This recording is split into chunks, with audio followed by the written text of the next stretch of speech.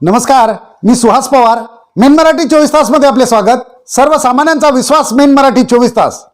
आमच्या main Marathi 24 तासला subscribe करा, like करून शेअर करा आणि बेल बटन दाबायला मात्र विसरू नका, कारण आमचे ताजे अपडेट्स आपल्यापर्यंत पोहोचत राहतील.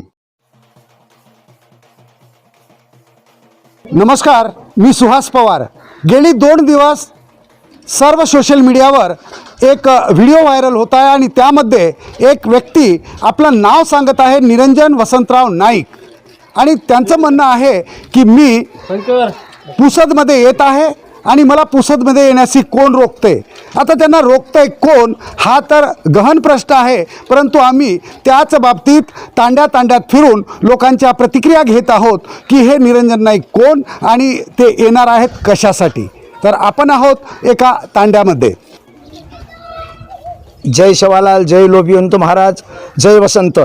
तर आता जे एक व्यक्ती जे निरंजन वसंतराव नाईक हे जे म्हणत आहे मी समाजाला बोलण्याकरता येणार आहे, तर त्यांना 75 वर्ष झालेलं आहे. हा बंजारा समाजाचं जे व्यथा आहे, जे आजपर्यंत त्यानं पाहिलं नाही, कोणता देव पाहिला नाही, कोणता समाज पाहिला नाही. तर बंजारा समाजाचं किती दुर्दशा आहे, ते दुर्दशा आधी पाहिली नाही, तर आता 75 वर्षाला तो पाहण्यासाठी कशाला येतोय. आमच्या बंजारा समाजाला ही दुहित पाहण्यासाठी यावं नाही, हा बंजारा समाजाचा मुलगा सांगतोय.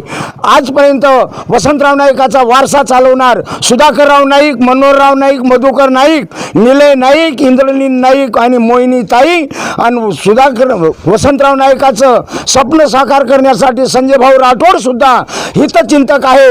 आजपर्यंत ते निरंजन नाईक हितचिंतक हा समाजाचे नव्हते, पण आज म्हणायले ते येतो म्हणून, तर त्यानं समाजामध्ये दुई पाडण्यासाठी हा बंजारा समाजाचा, पूर्ण बंजारा समाजाचा आव्हान आहे का बंजारा समाजाचं दुई पाडण्यासाठी यावं नाही. जय शिवालाल, जय वसंत, जय लोभिवंत.